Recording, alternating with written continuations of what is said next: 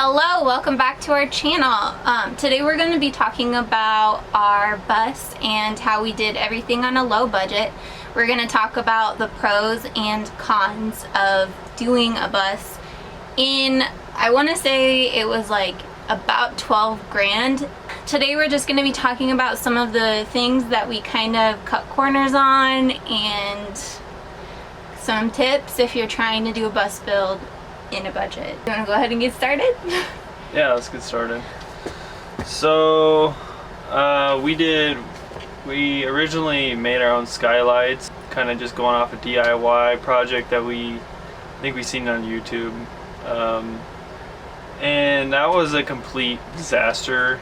It leaks a lot of water. When we moved and drove from Omaha to Tucson, one of the skylights blew off and got completely destroyed. Yeah, we noticed that it did cause a lot of water damage in certain areas, and we'll go ahead and share a few clips of some of the water damage that it did cause. But the one benefit about moving to Arizona in such a dry climate is we didn't really necessarily have to worry too much on mold, especially because it doesn't rain here that often. And we actually replaced them. We ordered a few vents online, just RV vents, and then Trevor did some custom framework, and you can watch that video. It's our last video that we uploaded. Didn't necessarily splurge. We still found the cheapest options kind of on Amazon or on the internet. I'll go ahead and say a positive. So I really liked the look. I know it was really popular this year, especially, is doing the shiplap. And when we first went to the store to look at shiplap and see how much it costs, I just was like, there has got to be a cheaper way to do this. So we actually got a bunch of 1x4, it was birchwood, right? Panels? Is it underlayment?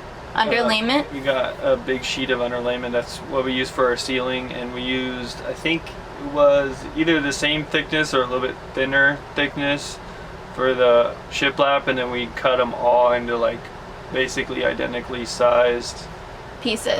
Pieces. Yeah, so we actually I liked a 6-inch height on the shiplap panels, and Trevor and me, we just cut all of those, and then I got tile spacers to make them a nice width between them.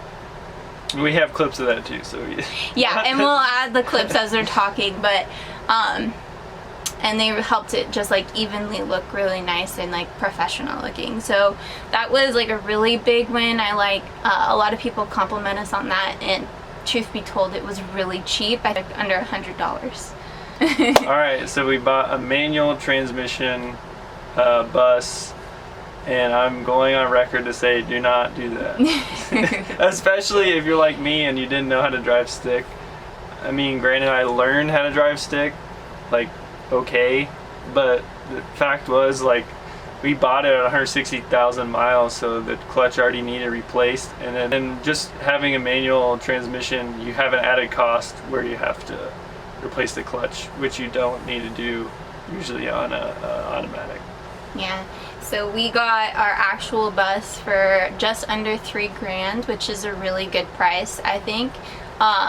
But after everything was said and done, I think we ended up having to put $1,500 in the transmission and replacing some parts. So that's just something to look out for when looking at a manual. But otherwise, the bus runs great. I don't want to say that, but another thing is I still don't know how to drive manual, so Trevor does all of the driving. One is probably a mega fail.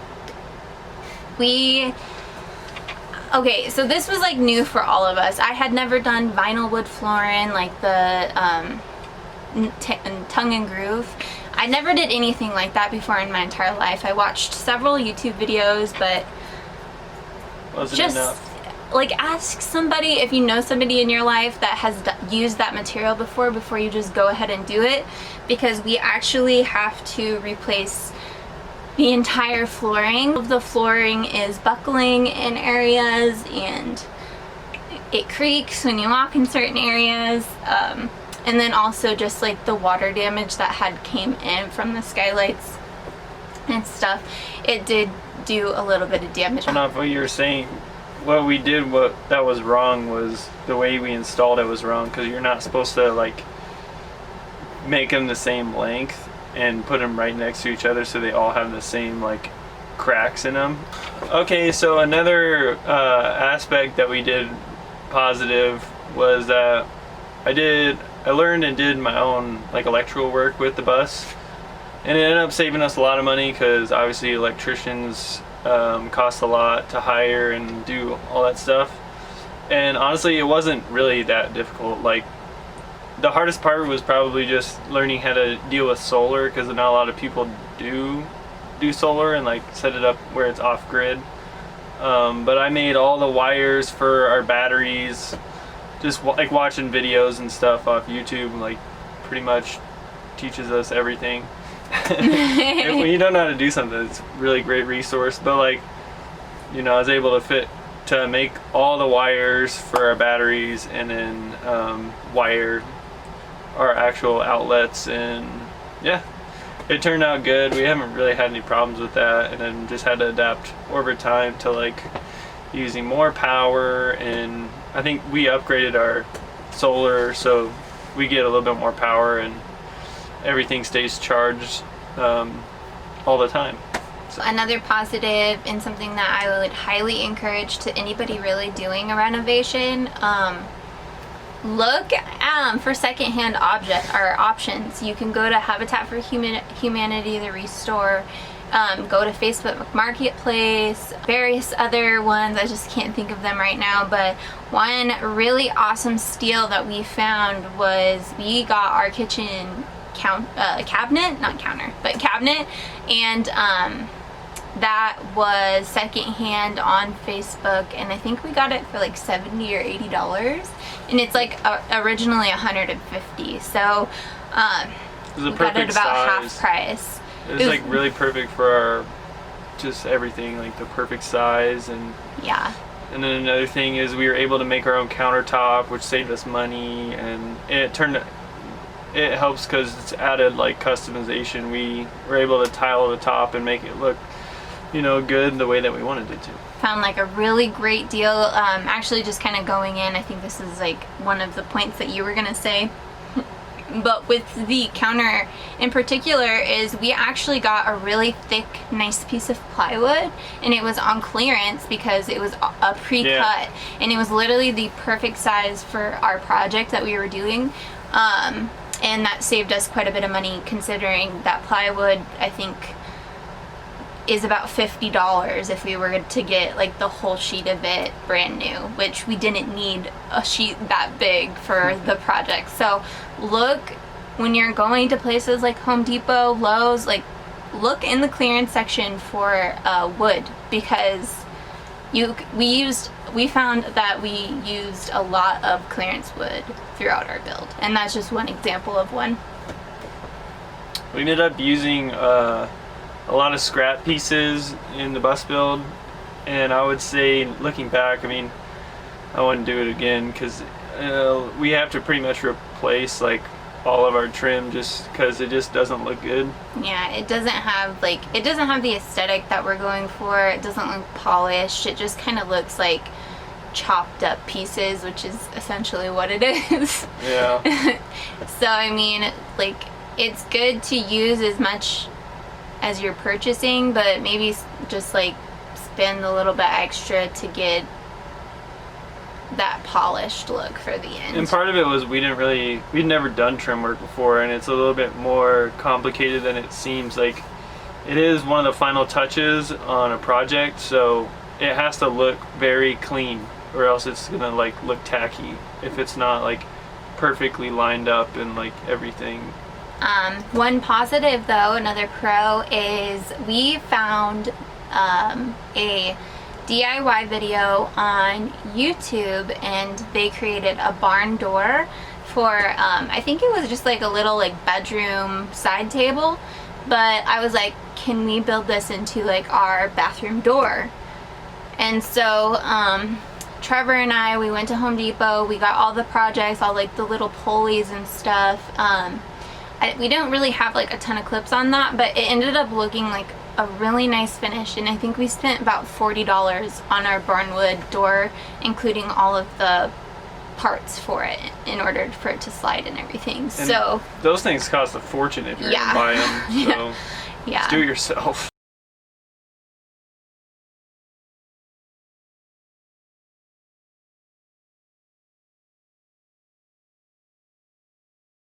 Two hours later.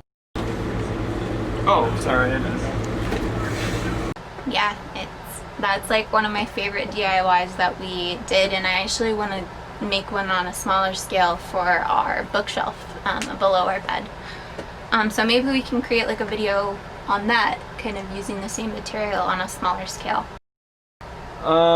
So during, well, I guess, so when we started the project, we took out all the interior metal that lines the ceiling because we did the roof raise. So we tore all that out and did our own insulation on the inside after we raised the roof.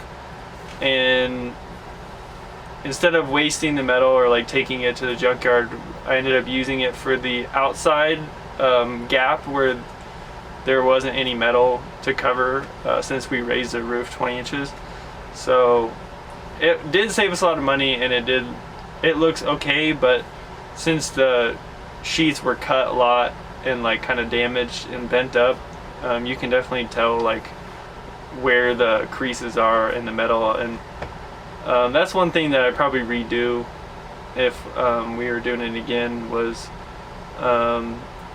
just kind of making it look nicer and using fuller. We used the interior panel for the front, and that started leaking from day one, and I finally just got it to stop leaking like a year or two later. Yeah. So doing any kind of metal work is a pain in the ass. So kind of, I mean, to go back into the interior of the bus, I guess like one thing I'll talk about is our AC and like how we keep like the heating and cooling, since you did kind of mention that with the metalwork. So when we first got the bus, we were really trying to like cut costs. We knew that the roof mounted AC was going to be about an $800, $900 purchase, and we were like, is there any way we can do this in a cheaper, more cost effective way? So we bought a portable LG AC on wheels, and just don't even waste your time with that. It does not work that well. I don't even remember if it was AC or evaporative cooling. Dude, I don't know, but it didn't work. It didn't work. So don't waste your time with that. Just save up for the roof mounted AC, because that's what we ended up doing, and it works so much better. Yeah, it even works a little bit in Arizona, but we did have to add a swamp cooler in the back just because it is so dry. Yeah. And I mean, if you think about it, like most RVs that you see that are 36 feet long, like usually have two ACs on the roof. But we needed as much room for our solar panels as possible on our roof, so we decided to go with a swamp cooler, and we actually took out one of the windows in the back for our bedroom to keep it nice and cool, because the summers here in southern Arizona are no joke. It's 108, I think. The next thing I'll talk about is other appliances in the interior. So when you're looking for appliances, look online, look on Craigslist, look on Facebook, talk to your family, see if they're getting rid of anything. We ended up getting basically all of our appliances as gifts for like our housewarming, our bus warming party, or just like as hand-me-downs from family members. So we got like a toaster oven and induction cooktop. I think we ended up buying our camping stove for when we want to cook with propane, but just another option. And you don't necessarily need to get an oven. I do miss it, but like being able to bake stuff. But microwave. Yeah, but honestly, I kind of like that we have not used a microwave the entire time, and we have our convection oven if we ever want to like get like a pizza or something like that. Yeah, it's just been so hot all summer that we haven't really got it out much. No. But we do use the induction cooktop like every single day. So yeah. That was like the best purchase. Shout out Walter. Thanks Yeah, for my buying Uncle that. Walt. That was our Christmas present one year. Yeah, that was great. Great present. No, if you don't know what you're doing, don't consult a professional. You should just watch YouTube videos like us. This is kind of like a pro and a con in a way, but I feel like it's more of a pro because like it's free education. If you don't know what you're doing, go to YouTube. It's like the best. Yeah, I mean, when you don't really have all these professionals that you're, in your daily life, you can reach out on YouTube or search for something, and you usually find what you're looking for with enough research. Yep, and if you're like really trying to do it on a low budget, I mean, one huge thing is just to do a lot of the stuff yourself. Trial and error too. I mean, like it helps to do things yourself and like kind of learn firsthand. But obviously, if you want to save time and like money, you should watch videos of people that know what they're doing first, and then kind of do your research, and then take your first step forward and try to do it yourself. What we're going to talk about is another pro and con. It's a pro because you save a lot of money by using plywood to create your furniture, but basically this one is just going to be on plywood furniture and kind of like what we've learned after using it for a year and a half now. So we created our cat's litter box little room out of plywood. We created our entertainment stand out of plywood, our couch out of plywood, our end table out of plywood, our closets out of plywood. Our bed is pretty much all wood. Yeah, our bed, like that's with plywood obviously, but yeah, so we used plywood. We really used plywood with as much as we possibly could in this bus. And I guess our ceiling's actually underlayment too. Not a lot of people do that, but I mean it was a little bit faster and easier to do it that way. I think just the trim is the difficult part. Yeah, so I guess with like a con with plywood furniture in particular is you have to create like a really nice sturdy support system when using it, because after a while it can start bending, which is a positive when you're using the underlayment in particular as a ceiling alternative, because I've seen a lot of people just doing like 2x4s across the ceiling. That's fine too, but looks nice. I find that it can be maybe a little bit, I don't know. Maybe what we did I think was that's actually more expensive. expensive. No, I think the 2x4 would probably be more expensive. Yeah, so each piece is like maybe $10 or yeah, something we found like it was just really easy. We like put like a slight curve to it, and then it would just go up and screw it into place. But as for like the couch being made out of plywood, so we actually stole an idea off of another bus build that we found on YouTube. I cannot remember for the life of me what their YouTube channel is called. I'll try to figure it out and we'll put it in the description box below. But it is not comfortable. It is so not comfortable. Yeah, it works as a pull-out bed, which we've used like one time, but it's just, the cushions, we couldn't really find any good cushions for it, and that's probably most of the issue, but we also made it too tall. Yeah. So yeah, it's been kind of an ongoing issue that we need to figure out a solution for. Yeah, but I guess like the biggest positives for plywood furniture is cost. Yeah, and then customization too, because we were able to make our entertainment center fit all of our given appliances that we already had, and it's just hard to find something that fits all that you need it to. Yeah, like we did like some custom shelves and stuff so we could fit all of our records and our stereo system and all that stuff in there, and honestly that's my favorite piece of plywood furniture that we made. As for the closets, I feel like it kind of makes it a little bit more like limited, like for storage using the plywood. Actually, like, because it's kind of almost like cupboards in a way, like open face cupboards. So I think we're gonna try to find like a dresser and like do things a little bit differently back there for an Wait, don't tell video. them, don't tell them. We got another video planned. So. Yeah, no, it's a It's series. a secret. But But yeah, so those are our top pros and cons. We had a lot more pros than we did cons, honestly. But for doing a bus build on a budget. Yeah, I mean, I guess there was a few cons. Like our entertainment center kind of bowed. Our pantry was a complete failure. We had Oh yeah, I forgot about we had to that. get a new pantry because the other one was just, it was too big, too deep, too badly It was designed. very bulky. And I just ended up going to that Menards store that I'd mentioned previously. If you have a Menards in your town, check it out, seriously. They give you rebates. Yeah, and so I think we ended up getting a few $100s back shopping there, which was awesome. But this was only $100, and we did buy this furniture piece brand new, and I love it so much. We fit way more than we did in the other one, and it takes up a lot less space. Yeah, it's weird how that worked out. But we actually had our fridge sitting up above a drawer, and then have a cupboard up top. And I'll tell you right now, trying to make your own cupboard doors out of plywood is just a disaster waiting to happen. Even It's though we hard. are going to attempt to do this for an upcoming video. Yeah, you gotta really have a nice wood shop kind of able to access in order to build your own furniture up to par. Yeah. So But yeah, so thank you for sticking around and watching till the end of this video. Hope you guys enjoyed, maybe got a few tips, and we'll see you in our next video. yeah.